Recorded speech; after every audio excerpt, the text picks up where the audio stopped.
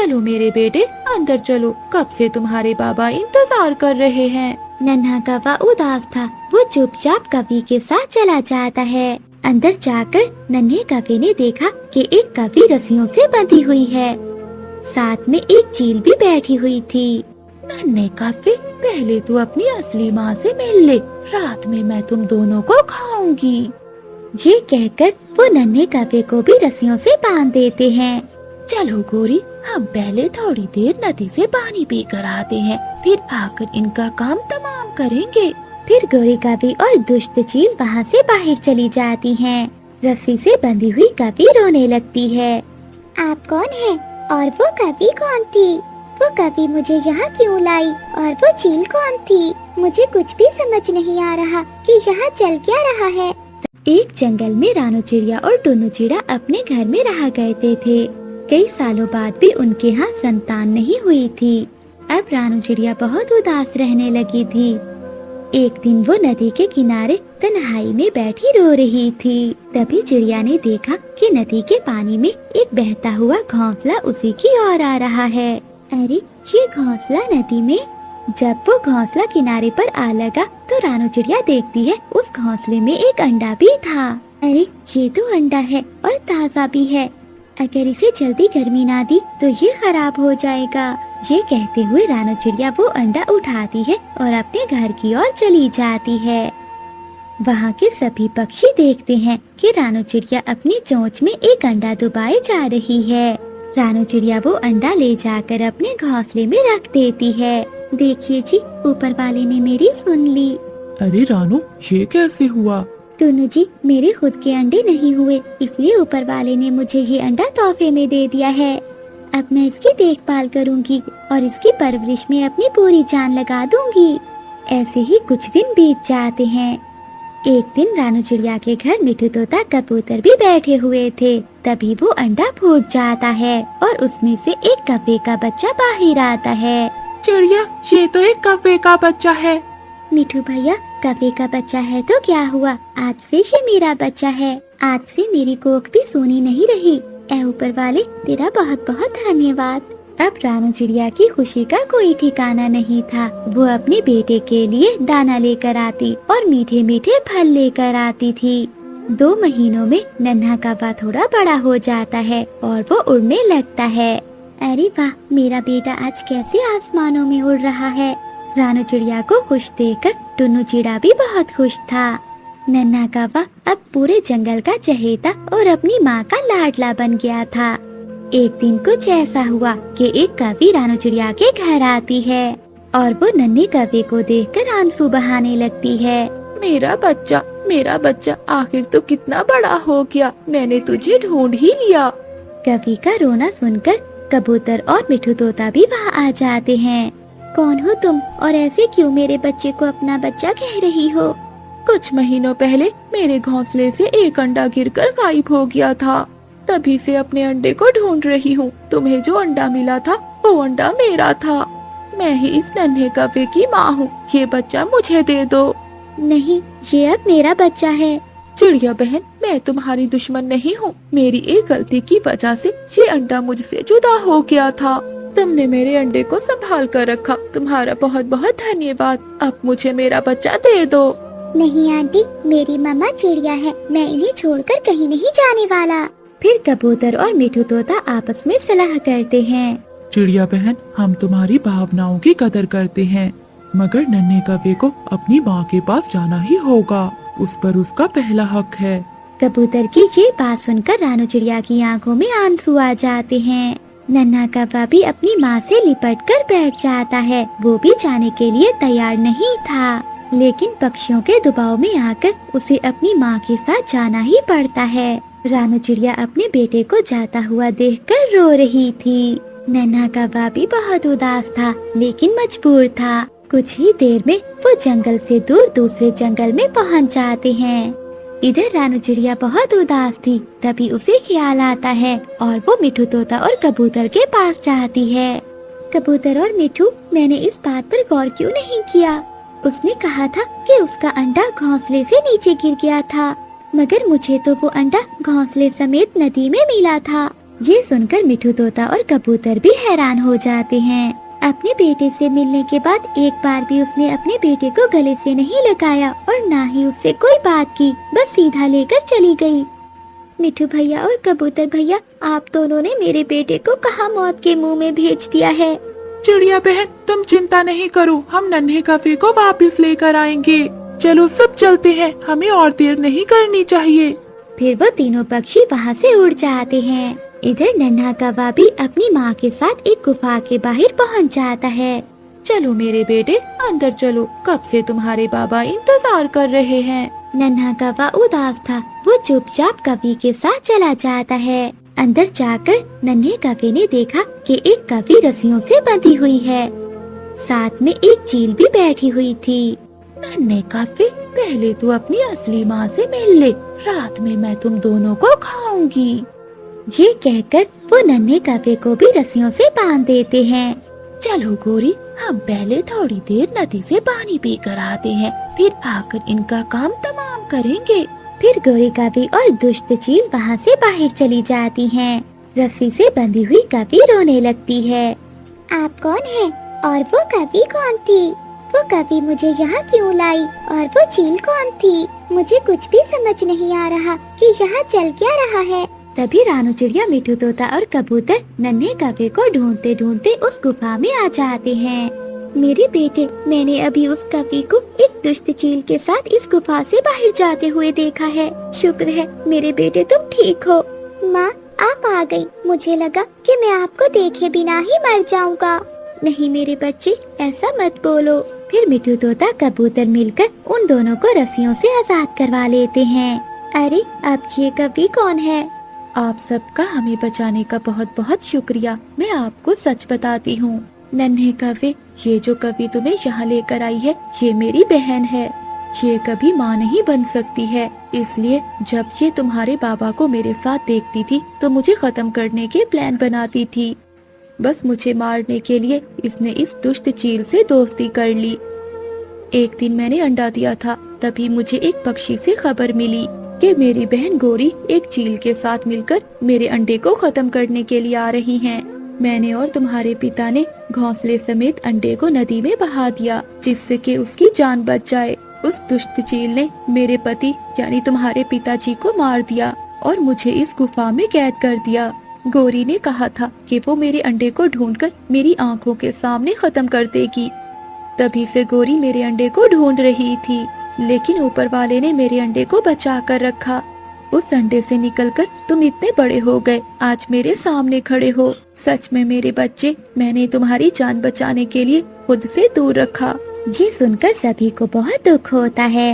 माँ, मैं जानता हूँ आप मेरी असली माँ हैं, मगर चिड़िया ने भी मुझे अपनी माँ की तरह पाला है। मैं इनके बगैर नहीं रह सकता। माँ, बेहतर यही होगा कि आप भी मेरे साथ चलें। हाँ कवि बहन, नन्हा कौवा बिल्कुल ठीक कह रहा है, आप भी हमारे साथ चलें। हम दोनों मिलकर हमारे बच्चे को दो दो माओं का प्यार देंगे और अपनी जिंदगी खुशी से बिताएंगे।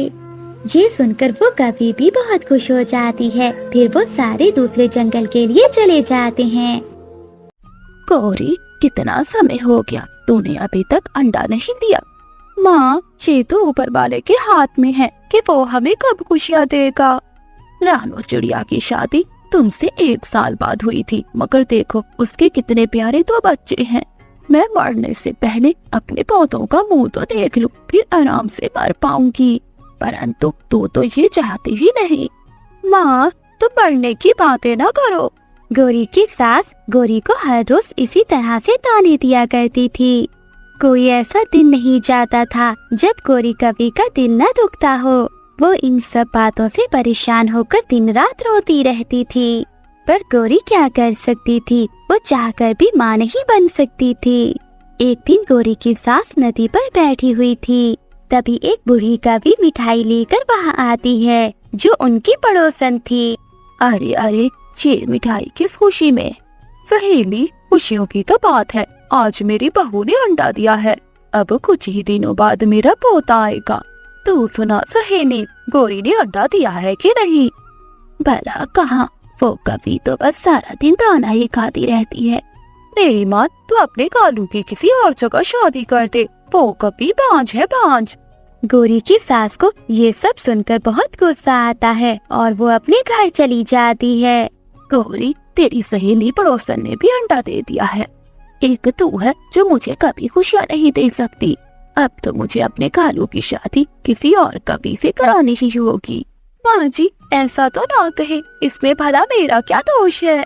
ऐसे ही कुछ समय बीत जाता है। एक दिन गोरी कभी भी गर्भवती हो जाती है। गोरी की सास अब बहुत खुश थी। एक दिन गोरी कभी की सास अपने घर के बाहर बैठी हुई थी। तभी उनकी पड़ोसन बूढ़ी कभी आ जाती है। वो आते ही गोरी कभी की सास को भड़काने लगती है। अरे सहेली, तेरी बहू इतने समय बाद गर्भवती हुई है। हमारे जंगल में एक उल्लू बाबा आए हैं, वो बहुत पहुँचे हुए बाबा है। तू एक बार उनके पास जा, वो तुझे बता देंगे कि तुझे पोता होगा या पोती। क्या सहेली, तू ठीक कह रही है, मैं आज ही जाती हूँ वहाँ। फिर गोरी की सास उस ढोंगी उल्लू बाबा के पास जाती है। उल्लू बाबा, मेरी बहू कई सालों बाद अंडा देने वाली है, मुझे पोता चाहिए। तुम बहुत पहुँचे हुए उल्लू हो, मुझे बताओ कि मेरे यहाँ पोता होगा या पोती। बुढ़िया, तेरी बहू पोते को जन्म देगी, मगर हाँ, जैसे ही वो अपने बच्चे को जन्म देगी तो तू अंधी हो जाएगी। नहीं नहीं, मैं उस कभी के लिए अंधी नहीं होना चाहती। मैंने अभी देखा ही क्या है, मैं इस बच्चे को मार दूंगी। ना ही रहेगा ये बच्चा और ना ही मैं अंधी होंगी। गोरी की सास अपने घर लौट जाती है। अब मैं ऐसा क्या करूं जिससे ये गोरी भी मर जाए और उसका बच्चा भी। पीछे बैठी गोरी कभी अपनी सास की सारी बातें सुन रही थी। गोरी कभी अपनी सास की बातें सुनते हुए वहाँ से भाग जाती है। गोरी कभी को रास्ते में रानो चिड़िया मिलती है। क्या हुआ गोरी बहन, आप इतनी तेजी में कहाँ जा रही थी? आपके लिए इतना तेज उड़ना अच्छा नहीं है। आपको पता है ना कि आप माँ बनने वाली हैं। चिड़िया, क्या बताऊं, मेरी सास मुझे मारना चाहती है। वो नहीं चाहती कि मैं इस बच्चे को जन्म दूं। आखिर वो तुम्हारे साथ ऐसा क्यों कर रही हैं? उन्हें तो खुश होना चाहिए। किसी ढोंगी उल्लू ने उन्हें बताया है कि जब मेरा बच्चा पैदा होगा तो वो अपनी आंखें खो देंगी। गोरी बहन, आपकी समस्या का हल तो है मेरे पास। चिड़िया, मुझे बताओ, क्या मैं अपने बच्चे को खोना नहीं चाहती। गोरी, काली पहाड़ी पर एक अनार का फल है। अगर तुम वो अनार का फल खा लोगी तो तुम्हारी सास तुम्हें और तुम्हारे बच्चे को कोई नुकसान नहीं पहुंचा सकती और समय आने पर वो तुम्हारे बच्चे से प्यार करेगी। चिड़िया, तुम्हारा बहुत बहुत धन्यवाद, मैं अभी जाती हूँ। फिर गोरी कभी वहाँ से काली पहाड़ी की ओर चली जाती है। गोरी कभी अनार के पेड़ से अनार खाती है और वहाँ से अपने घर की ओर चली जाती है। घर पर गोरी कभी की सास गोरी का इंतजार कर रही थी। अब क्यों लौट कर आ गई है? गई तो ऐसी थी कि कभी लौट कर नहीं आओगी। नहीं नहीं माँ जी, मैं तो नदी पर पानी पीने गई थी। अगले दिन गोरी की सास रसोई में ढेर सारा तेल गिरा देती है ताकि गोरी जब रसोई में खाना बनाने आए तो वो गिर जाए। गोरी कभी जब रसोई में आती है तो वो तेल से गुजर जाती है और उसे कुछ भी नहीं होता। अरे ये क्या, मैंने तो यहाँ तेल डाला था मगर इसे तो कुछ भी नहीं हुआ। मैं जाकर देखती हूँ ये फिसली कैसे नहीं। जैसे ही गोरी की सास वहाँ पर पाँव रखती है तो वो गिर जाती है। आए, मैं मर गई। गौरी, जल्दी आओ, मैं मर गई। फिर गोरी कभी अपनी सास को आकर बचाती है। अरे, मारने चली थी मैं उसके बच्चे को मगर खुद की ही कमर तुड़वा कर बैठ गई। मगर कोई बात नहीं, अब मुझे कुछ और ही करना होगा। एक रात गोरी कभी सोई हुई थी तो उसकी सास उसके घोंसले को आग लगा देती है मगर वो देखती है कि गोरी कभी को तो आग लगी ही नहीं थी।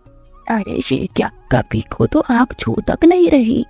वो बहुत हैरान होती है। ऐसे ही कुछ दिन बीत जाते हैं।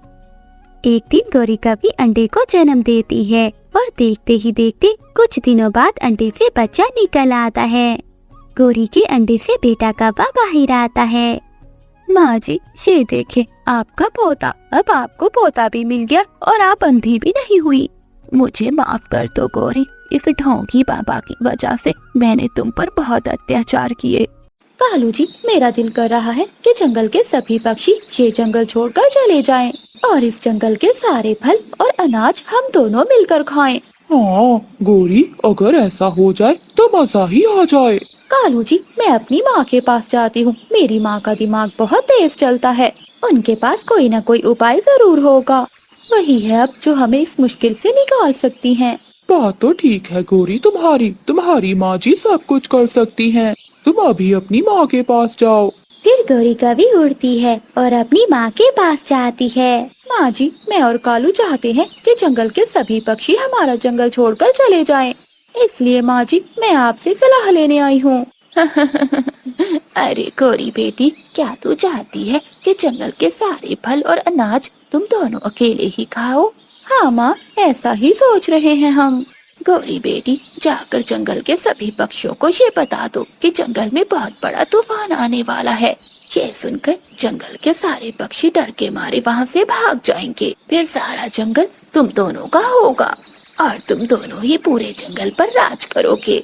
माँ, मेरी प्यारी माँ, तुमने तो बहुत कमाल का आइडिया दिया है। ऐसे किसी को हम पर शक भी नहीं होगा। गौरी कभी वापस जाती है। जाते हुए रास्ते में गौरी कभी को रानू चिड़िया मिलती है। गौरी रानू चिड़िया से कहती है, चिड़िया बहन, समय नहीं है, जल्दी करो। गौरी बहन, क्या जल्दी करूँ मैं? कुछ तो बताओ। चिड़िया, हमारे जंगल की ओर एक बहुत बड़ा तूफान आ रहा है। इसलिए जंगल के सभी पक्षियों को बता दो कि ये जंगल छोड़कर किसी सुरक्षित जंगल में चले जाएं। गौरी कभी की बात सुनकर रानू चिड़िया डर जाती है। क्या गौरी, तूफान आ रहा है? फिर तो हम सबको यहाँ से जाना होगा। मैं जाकर अभी कबूतर को बताती हूँ। रानू चिड़िया वहाँ से भाग जाती है। गौरी कभी अपने घर जाती है। कालू जी, मेरी माँ ने एक ऐसा उपाय बताया है कि शाम होने से पहले पहले जंगल के सभी पक्षी ये जंगल छोड़कर चले जाएंगे। फिर गौरी कभी कालू कव्वे को अपनी माँ का उपाय बताती है। दोनों पति पत्नी हंसने लग जाते हैं। हा। गौरी, तुम मिट्ठू के पास जाओ और मैं बुलबुल के पास जाता हूँ। हम उनको भी ये खबर सुना देते हैं। फिर गौरी कभी मिठू तोते के पास जाती है। मिठू, मेरे भाई मिठू, जल्दी से ये जंगल छोड़ने की तैयारी कर लो। क्यों गौरी, इस जंगल में क्या होने वाला है? क्या कोई शिकारी आने वाला है? नहीं मिट्टू, कल जंगल में बहुत तेज तूफान आने वाला है। साथ में तेज बारिश भी और ठंडी ठंडी हवाएं भी चलने वाली हैं। अगर जान प्यारी है तो अपने परिवार को लेकर किसी सुरक्षित जगह पर चले जाओ। ठीक है, मैं अपनी पत्नी को साथ लेकर अपनी बहन वाले जंगल में चला जाता हूँ। मैं तूफान का मुकाबला नहीं कर सकता। मुझे तूफान और तेज बारिश से बहुत डर लगता है। मिट्टू तोता ऐसे शोर मचाता हुआ वहाँ से चला जाता है। कबूतर भैया हौसला रखें, जब तूफान रुकेगा तो हम सब वापिस आ जाएंगे। कबूतर तो तूफान की खबर सुनकर रोए ही जा रहा था। चिड़िया बहन, मैंने बहुत मेहनत से अपना नया घर बनाया था। मेरे लिए अपना घर छोड़कर जाना बहुत मुश्किल है। कबूतर भैया, अगर जिंदा रहे तो घर दोबारा भी बन जाएगा। आप मेरी बात मान लें और किसी सुरक्षित जगह पर चले जाएं। फिर रानू चिड़िया अपने घर जाती है और अपने बच्चों से कहती है, गुड़िया और कुकू, अपना सामान इकट्ठा करो, हमें आज शाम ही ये जंगल छोड़कर जाना होगा। मगर मम्मा, हम कहाँ जा रहे हैं? गुड़िया बेटी, इस जंगल में तूफान आने वाला है। गंदा है ये तूफान। कई बार हमें इस तूफान के कारण अपने घर छोड़ने पड़ते हैं। मम्मा, अब हम कहाँ जाएंगे? गुड़िया और कुकू, तुम चिंता नहीं करो, हम कुछ दिनों के लिए आपकी नानू के पास चले जाएंगे और फिर जैसे ही तूफान रुकेगा हम वापिस आ जाएंगे। नानू का सुनकर बच्चे खुश हो जाते हैं। फिर रानू चिड़िया अपना सामान इकट्ठा करती है। वो बच्चों को साथ लेकर अपने घर से बाहर निकल जाती है। मिठू तोता और हरियाली तोती भी अपना थोड़ा बहुत सामान लेकर वो जंगल छोड़कर जा रहे थे। जाते जाते रानू चिड़िया कौवों को एक पेड़ पर देखकर उनके पास जाती है। गौरी और कालू, तुम कहाँ जा रहे हो ये जंगल छोड़कर? चिड़िया, मैं और कालू आज शाम मेरी माँ वाले जंगल में चले जाएंगे। जल्दी करो चिड़िया, तुम यहाँ से चली जाओ। ऐसा न हो कि तूफान आ जाए और तूफान में तुम्हारे छोटे छोटे बच्चे मर न जाएं। कालू, कभी तो अच्छी बात कर लिया करो। फिर रानू चिड़िया वहाँ से चली जाती है। कबूतर और उसकी पत्नी भी वो जंगल छोड़कर वहाँ से जा रहे थे। दूसरी ओर बुलबुल भी अपने तिनकों का घोंसला उठाकर वो जंगल छोड़कर जा रही थी। जंगल के सभी पक्षी अपनी अपनी जगह सुरक्षित जगह पर जाने के लिए उड़ रहे थे। शाम होने से पहले जंगल खाली हो जाता है। कालू कौवा और गोरी कौवी जंगल में अकेले रह गए थे। वो एक पेड़ से मीठे मीठे फल खा रहे थे। कालू जी, अब ये मीठे फल मेरे और तुम्हारे हैं। कोई दूसरा पक्षी नहीं है। पूरे जंगल पर अब हमारा राज है। हाँ गोरी, अब हमें दाना पानी लेने कहीं दूर दूर तक नहीं जाना पड़ेगा। वो कौवे जी भरकर फल खाते हैं और अपने घर जाकर सो जाते हैं। रात हो जाती है। रानू चिड़िया भी अपने दोनों बच्चों को साथ लेकर अपनी माँ के पास पहुँच जाती है। अच्छा किया बेटी कि तुम यहाँ चली आई। यहाँ तूफान का कोई डर नहीं है। चिड़िया अपनी मम्मा से कहती है, मम्मा, मुझे ये समझ नहीं आई कि उन कौवों को कैसे पता चला कि हमारे जंगल में तूफान आने वाला है। गुड़िया बेटी, हो सकता है कि कौवों को किसी मौसम के पक्षी ने सूचना दी हो। ऐसे ही कुछ दिन गुजर जाते हैं। गोरी और कालू तो मजे मजे से मीठे फल खाते हैं। मैं काला कौवा हूँ, कोई भी मुझ जैसा नहीं। मैं हूँ काली कौवी, शैतान काली कौवी, कोई मुझ जैसा नहीं। कालू जी, मुझे बहुत खुशी मिल रही है। वो है ना मोटी चोंच वाला मिट्ठू, हर समय मीठे फल के लिए मुझसे लड़ाई करता रहता था। गोरी, अब कोई नहीं है जो हमसे लड़ाई करेगा। रात हो जाती है। जंगल में बहुत तेज बारिश शुरू हो जाती है। बारिश के साथ साथ तेज तूफानी हवाएं भी चलने लगती हैं। कौवों का घर तो हवा से झूल रहा था। उनका घर तेज हवा में एक तिनके की तरह उड़ता है, नीचे आकर धड़ाम से गिरता है और टूट जाता है। कौवे बहुत मुश्किल से अपनी जान बचाकर बाहर आते हैं। कालू पति जी, तूफान तो सच में आ गया है। अब हम क्या करेंगे? गोरी, हमने तो पक्षियों से झूठ बोला था, मगर क्या पता था कि तूफान सच में आ जाएगा। वो पक्षी बच गए जो जंगल छोड़कर चले गए और हम दोनों तूफान में फंस गए हैं। तेज हवा कालू कौवे को उड़ाकर अपने साथ ले जाती है। कालू कौवा कांटेदार पेड़ से टकराकर झाड़ियों में फंस जाता है। गोरी कौवी भी तेज हवा के कारण उड़ते हुए एक झाड़ी में फंस जाती है और वो रोने लग जाती है। कालू, मेरे कालू पति जी, तुम कहाँ हो? मुझे बचा लो। गोरी, मैं यहाँ हूँ। मेरा पंख टूट गया है, अब मैं उड़ नहीं सकता। हमें झूठ बोलने की बहुत बड़ी सजा मिली है। कालू, अगर कोई दूसरा पक्षी होता तो वो जरूर हमारी मदद करता, मगर अब हम किसी को अपनी मदद के लिए पुकार भी नहीं सकते। फिर तेज बारिश और तेज हवा उन दोनों कौवों की जान ले लेती है। वो दोनों कौवे बारिश के पानी में भीग भीग कर मर जाते हैं। लालची ठग कौवा उस जंगल में नया नया आया था। मम्मा, मुझे पेड़ खाने हैं, मेरे लिए पेड़ लेकर आओ। चक्कू बेटा, जिद ना करो। तुम्हें तो पता है कि वो बेरी का पेड़ पहाड़ों के पास है। मम्मा, मुझे नहीं पता, मुझे बस पेड़ खाने हैं। चक्कू, तू अब बहुत तंग करने लगा है। अब चुप कर जाओ, मैं जाती हूँ। गोरी कौवी अपने घर से निकलती है। वो पहाड़ों की ओर जा रही थी। तभी रास्ते में उसे एक कौवा मिलता है। अरे कौवे जी, पहले तो आपको इस जंगल में नहीं देखा। आप कहाँ से आए हो? मेरा नाम कालू है, कालू कौवा। मैं सागर वाले जंगल से आया हूँ। आपका जंगल तो बहुत सुंदर है और इसमें रहने वाले पक्षी भी बहुत सुंदर हैं। आपको ही देख लीजिए कौवी जी, आप कितने सुंदर हैं। गोरी कौवी अपनी तारीफें सुनकर बहुत खुश होती है। हाँ, सुंदर तो मैं हूँ। आइए कौवे जी, मैं आपको जंगल के बाकी पक्षियों से मिलवाती हूँ। फिर गोरी कौवी कालू कौवे को साथ लेकर बाकी पक्षियों के पास जाती है। मिट्ठू और कबूतर, ये कौवा सागर वाले जंगल से आया है।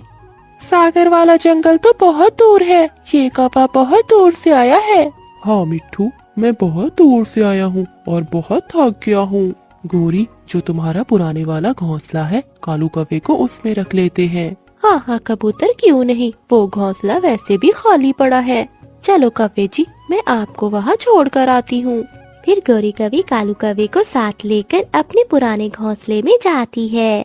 ये लीजिए कौवे जी, ये घर आज से आपका है। गोरी जी, आप बहुत दयालु हो। आपका बहुत बहुत धन्यवाद। आपने मेरी मुश्किल समय में मदद की। अरे कवि जी, अगर किसी चीज की जरूरत हो तो वो सामने घर है मेरा। फिर गौरी कवि वहाँ से चली जाती है। गुड़िया बेटी, मैं जंगल से लकड़ियाँ काटने जा रही हूँ, आप घर में ही रहना और अंदर से कुंडी लगा लेना। ठीक है मम्मा, आप जाएं, मैं आपका इंतजार करूंगी। फिर रानू चिड़िया वहाँ से उड़ती है। रानू चिड़िया को रास्ते में मिठू तोता और कबूतर मिलते हैं। चिड़िया, तुम कहाँ जा रही हो? कबूतर भैया, मैं तो लकड़ियाँ काटने जा रही हूँ, मगर आप दोनों यहाँ क्या कर रहे हैं? चिड़िया, हम ये कालू कौवे के लिए मीठा फल लेकर जा रहे थे। कबूतर भैया, कौन कालू कौवा? चिड़िया, हमारे जंगल में सागर वाले जंगल से कालू कौवा आया है। वो बेचारा बहुत गरीब है, ये फल हम उसके लिए लेकर जा रहे हैं। अच्छा, कहाँ है वो कालू कौवा? चिड़िया, गोरी के पुराने घोंसले में। ठीक है मिठू भैया, वो तो हमारा मेहमान है, मैं लकड़ियाँ काट कर दाना देने जाऊंगी। फिर रानू चिड़िया वहाँ से चली जाती है। कालू जी, ये लीजिए मीठा बेर, ये मैं अपने बेटे के लिए लाई थी और आपके लिए। सुंदर कवि, आपने बहुत अच्छा किया, मुझे मीठे पेड़ बहुत पसंद हैं। क्या आप अपने बेटे के साथ रहती हैं? और आपका पति कहाँ है? क्या बताऊं कालू जी, मेरा पति हमें छोड़कर चला गया किसी नीली कवि के पीछे। अरे, ये तो बहुत बुरा हुआ। आप तो इतनी सुंदर हैं, फिर भी वो कैसे छोड़कर जा सकता है आपको? कोई बात नहीं कवि जी, अगर किसी चीज की जरूरत हो तो मुझे बताना, मैं लेकर आऊँगा आपके लिए। तभी रानू चिड़िया भी वहाँ आ जाती है।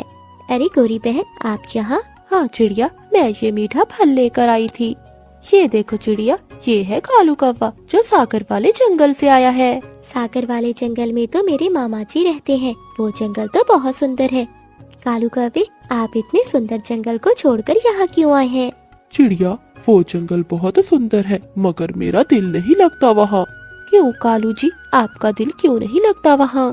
क्या बताऊँ गोरी जी, मेरी पत्नी के मर जाने के बाद वो जंगल मुझे सूना सूना लगता है और मेरा वहाँ दिल नहीं लगता। बस इसीलिए वो जंगल छोड़कर चला आया कि शायद इस जंगल में मेरा दिल लग जाए। कालू जी, चुप कर जाइए, ये जंगल भी आपका है, आप जब तक चाहे इस जंगल में रह सकते हैं। रानू चिड़िया कालू कौवे को गौर से देख रही थी। अगली सुबह कालू कौवा जंगल के पक्षियों से कहता है, पक्षियों, मुझे नहीं अच्छा लगता कि तुम सब मेरे लिए भोजन लाते हो। मैं आज से खुद अपना भोजन लेने जाऊंगा। देखा चिड़िया, ये कौवा कितना शरीफ है।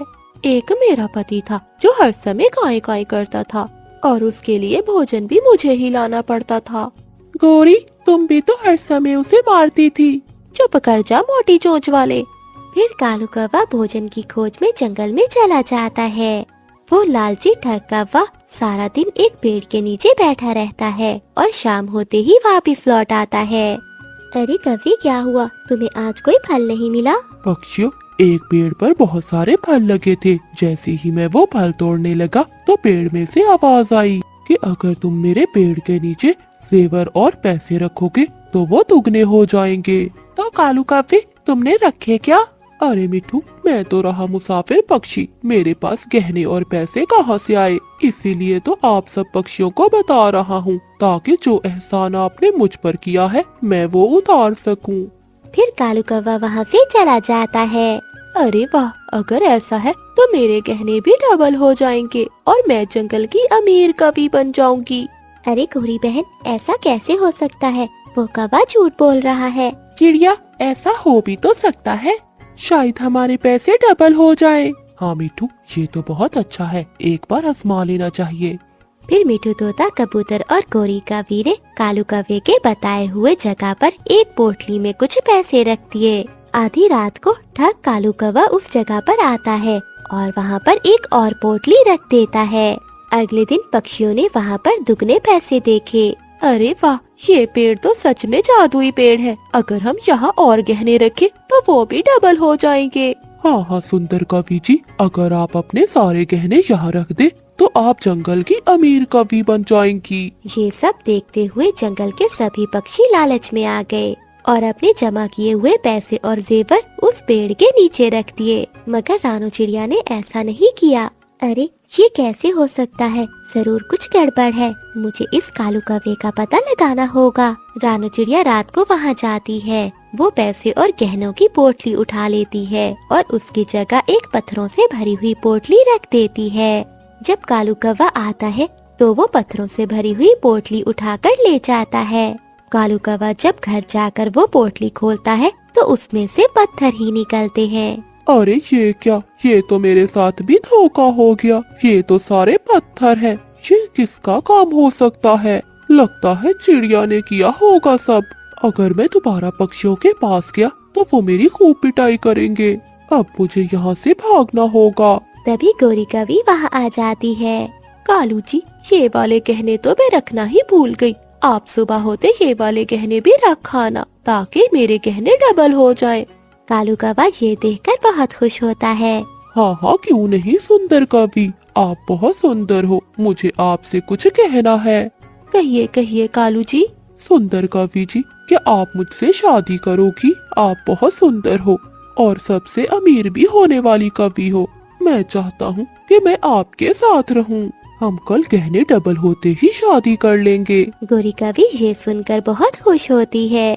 फिर कालू कौवा रात के अंधेरे में गोरी कवि के गहने लेकर वहाँ से भाग जाता है। अगली सुबह जब जंगल के पक्षी पेड़ के नीचे जाते हैं तो वहाँ कुछ भी नहीं था। अरे, हमारे पैसे और गहने कहाँ गए? लगता है चिड़िया ठीक कह रही थी। वो सच में ठग कौवा था। मिठू भैया, आप चिंता मत करो, मैं आपको सब बताती हूँ। चिड़िया, हमने तुम्हारी बात नहीं मानी। कोई बात नहीं कबूतर, आज से आप मेरी बात को समझोगे। मगर चिड़िया, मैं तो लुट गई। गौरी, वो कैसे? गोरी कवि अपने किए पर बहुत पछता रही